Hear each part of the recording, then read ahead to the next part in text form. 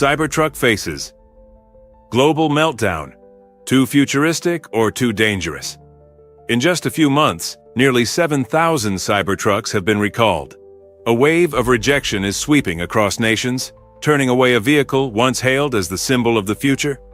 Why the harsh backlash? Keep watching. If you don't want to miss what's unfolding behind that stainless steel armor, the crisis begins at home. The United States right in its home market, Tesla was forced to recall nearly every Cybertruck delivered. The reason? Stainless steel trim panels, attached only with adhesive instead of bolts, can fly off while driving. At an acceleration of 0 to 60 miles per hour, in just 2.6 seconds, a loose panel becomes a high-speed projectile. The issue isn't just technical, it's a choice. Simplify production or guarantee safety. Tesla went with glue. The result? A massive recall. The United Kingdom, when law clashes with design.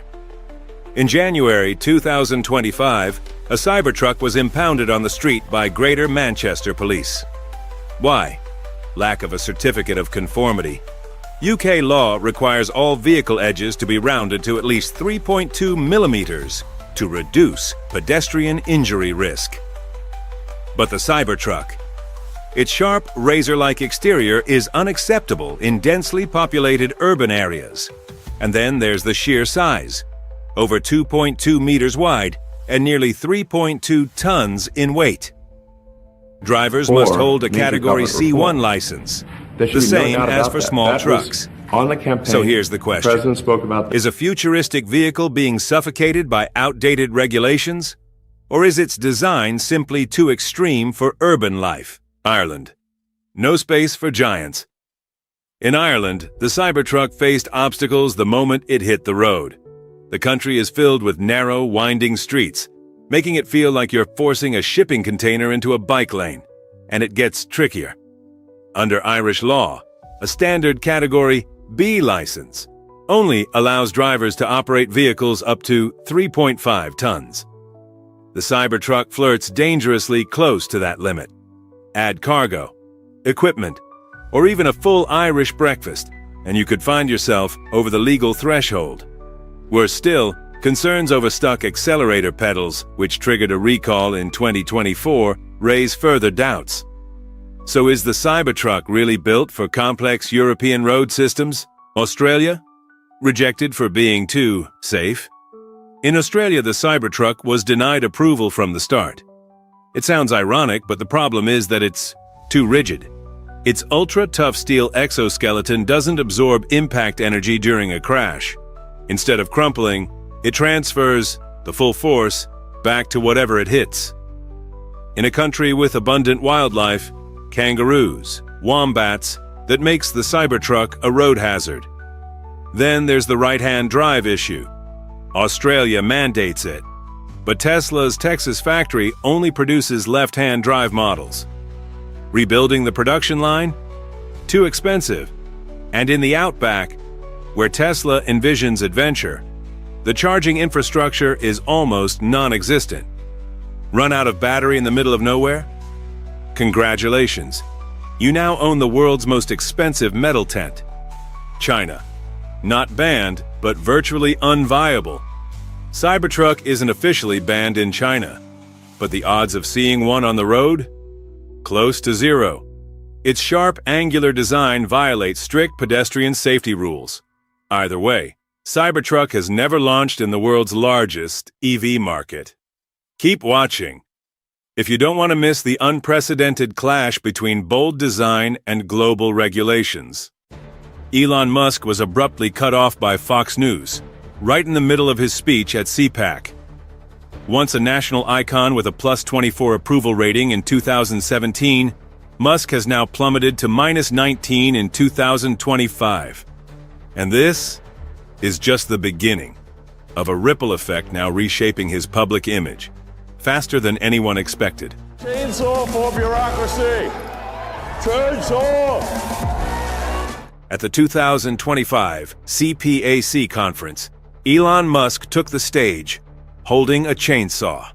Yes, a real one. He used it to symbolize cutting down the bloated federal government. He criticized federal workers earning $50,000 a year, accusing them of being ineffective, underpaid, and still unable to afford health insurance or housing. Sitting on stage at CPAC with a chainsaw, making fun of firing federal workers who make $50,000 a year. Musk then claimed he's received death threats because he's trying to do what's right for American taxpayers. But just over 6 minutes into his speech, Fox News suddenly cut the live feed while Elon was still speaking.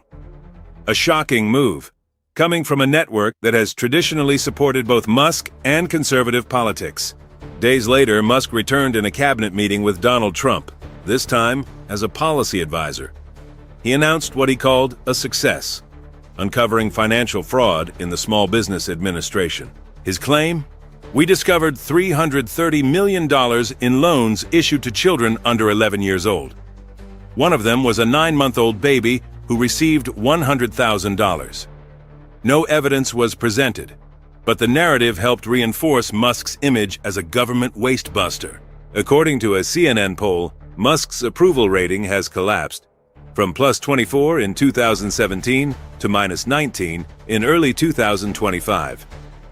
Among Democrats, from plus 35 to minus 91, a drop of over 120 points. Independents flipped from plus 17 to minus 17. Only Republicans showed growth, from plus 18 to plus 51. But that wasn't enough to rescue his national image. Change of perception as dramatic as this one. I mean, Elon Musk's net favorable. And the damage wasn't just political. Tesla's U.S. sales dropped significantly. In 2024, registrations fell 5%. By the first quarter of 2025, another 11% decline. Meanwhile, Hyundai, Rivian, and Ford posted strong growth. The key problem? Only 20% of EV buyers in America are Republicans. By aligning himself with partisan politics, Elon is losing the broader market that once admired him as a non-political tech visionary. Then came a new controversy. Musk posted on X, $50 million worth of condoms were sent to Hamas. The claim was quickly debunked. The shipment actually went to Mozambique as part of an HIV prevention initiative. When questioned, Musk responded, Well, first of all, some of the things that I say will be incorrect and should be corrected. So nobody's going to bat 1,000. In the same cabinet meeting, Musk proposed a controversial budget cap for the National Institutes of Health. He wanted to limit indirect costs to 15%, saying NIH's overhead was too high. But NIH responded with data. Every $1 in funding creates $2.46 in economic benefit. The NIH contributes $93 billion a year to the U.S. economy.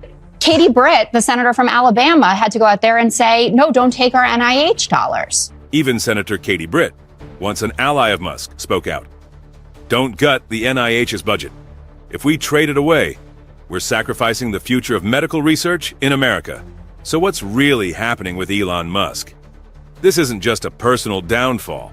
It's a full-blown stress test for how far technology leaders can push into public policy, and where we, as a society, draw the line between entrepreneurial ambition and political power.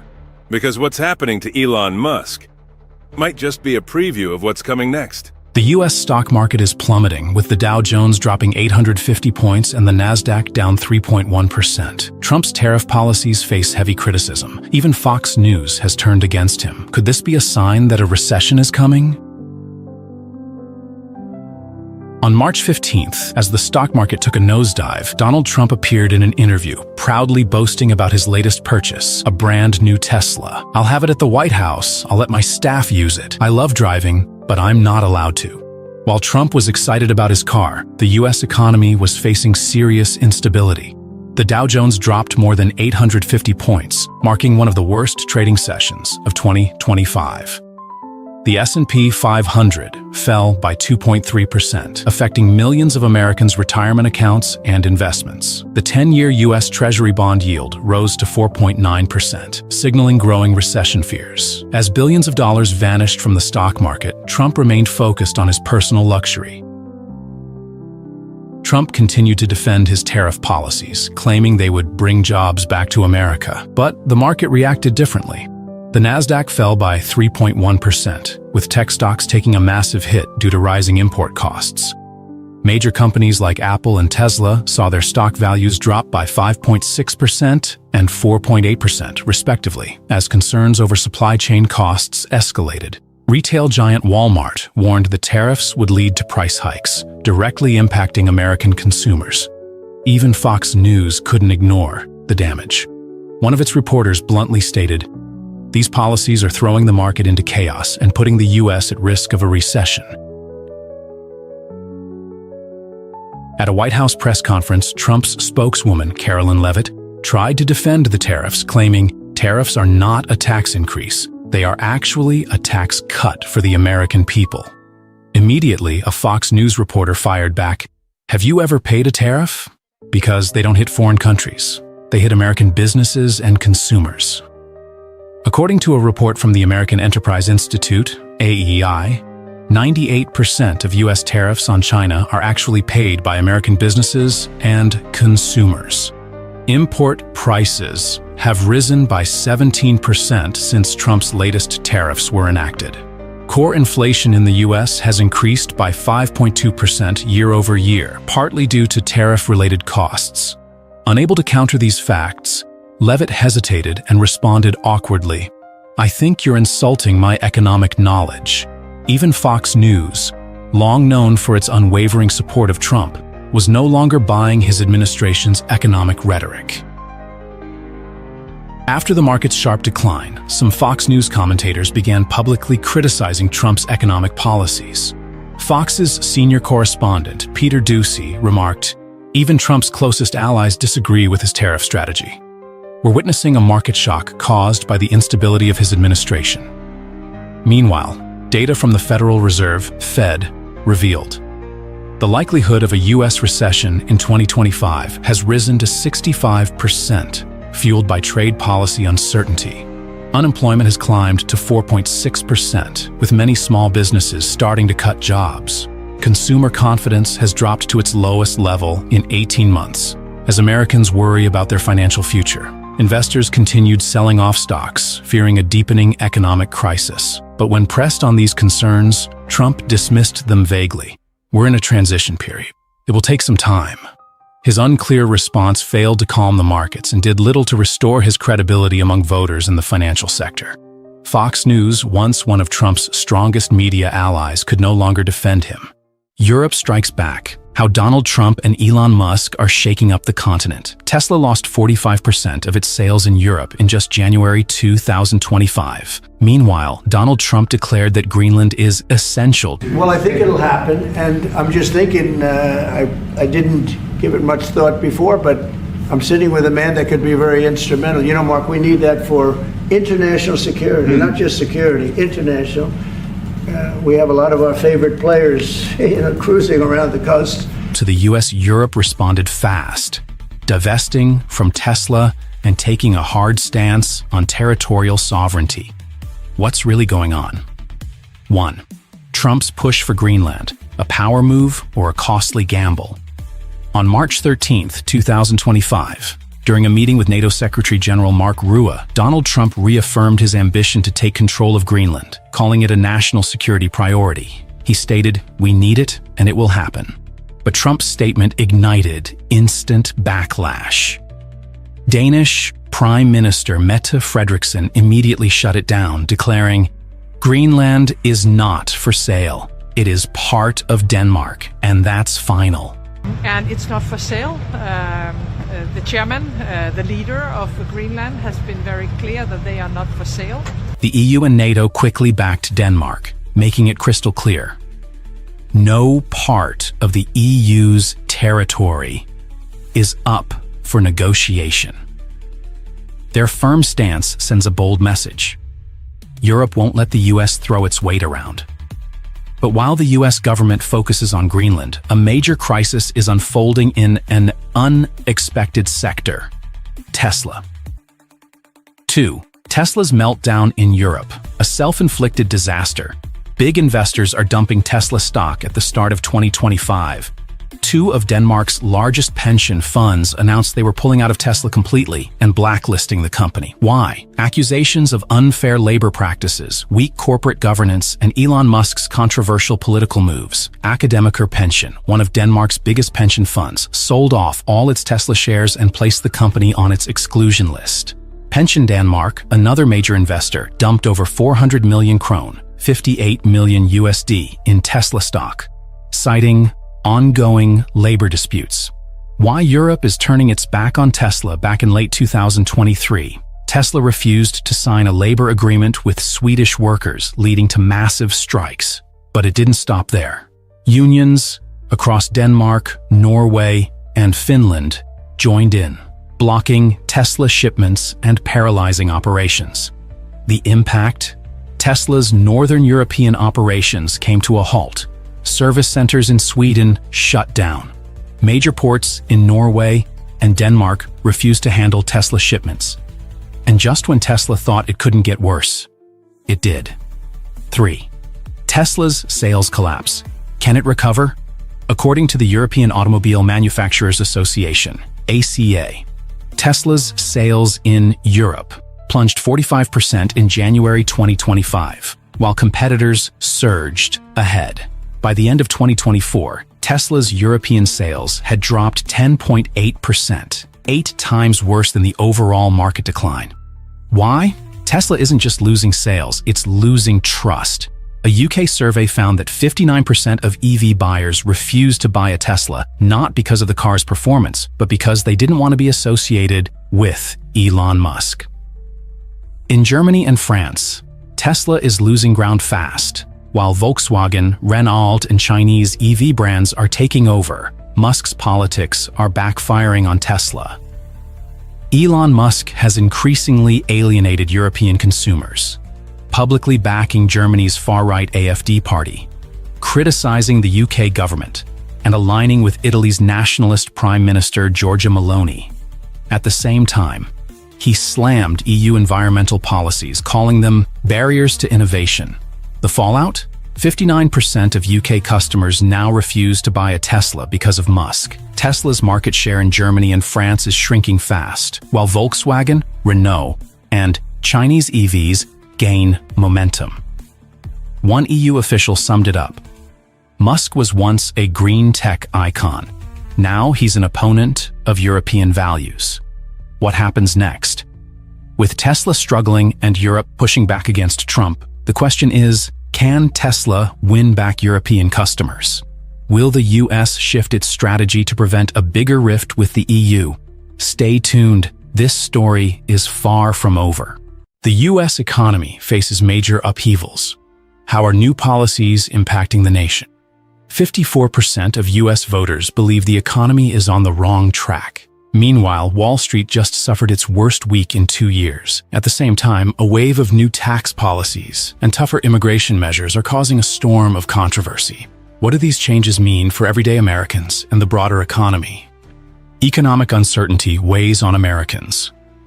A recent survey reveals a striking paradox. Despite the president's high approval ratings, the economy remains the top concern. More than half of voters, 54%, are dissatisfied with how things are going. They hoped for lower prices, but instead the cost of living remains high. Inflation is still a worry, and homeownership is becoming a distant dream. The numbers tell a harsh story. Over the past year, food prices have risen 6.3%. Essentials like eggs, milk, and beef are up 8.5%, 7.2%, and 10.4%, respectively. Rent is skyrocketing, rising 12 to 18% in major cities like New York, Los Angeles, and Miami. This isn't just theory, it's hitting hard in everyday life. And it's not just consumers feeling the heat. Financial markets are shaken. Last week, the Dow Jones plunged 4.2%. The S&P 500 dropped 3.8%, the biggest loss in 2 years. Tech giants like Apple, Tesla, and Microsoft saw their stocks nosedive. Experts warn, if these trends continue, job security could be next. Businesses may slash costs, leading to layoffs. But will new tax policies turn things around? or make matters worse?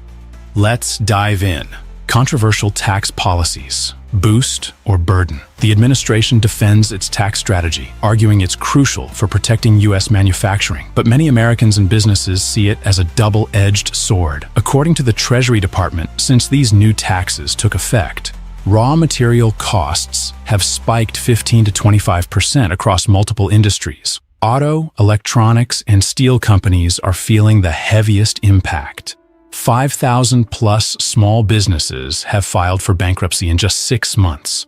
Big corporations can offset costs by passing them on to consumers. Small businesses, not so lucky. And one industry facing a particularly rough road? Electric vehicles. Tesla and Rivian are forced to cut back production.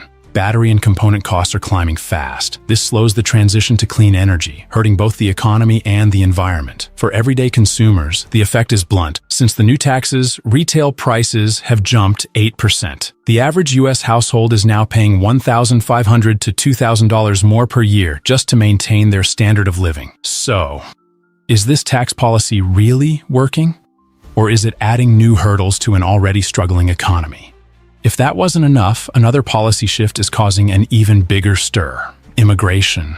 Immigration policies. Security or economic disaster. Border security has always been a divisive topic, but a recent decision has ignited intense debate. The administration is invoking the Alien Enemies Act of 1798, a law over 200 years old, to deport undocumented immigrants, particularly those with alleged ties to Venezuelan gangs. The public is split. 55% of Americans support stricter border controls, but critics warn of massive economic fallout. Here's why. The U.S. agriculture, construction, and service industries rely on immigrant labor. According to the Labor Department, 20% of workers in these fields are undocumented. If they're deported, the U.S. faces a major workforce shortage. What happens next? Higher labor costs, more expensive products, businesses struggling to fill jobs. And the bigger picture? Economists predict these mass deportations could shrink U.S. GDP by 1 to 2% over 3 years. Government tax revenue takes a hit, increasing pressure on public spending. Some argue these measures will make the country safer. Others say they will overburden courts, businesses, and local economies. But one thing is clear, this policy will have widespread and long-lasting impacts. So, where does this leave the U.S. economy? Are we headed toward recovery or deeper trouble? Stay tuned. The next chapter of this story is just beginning.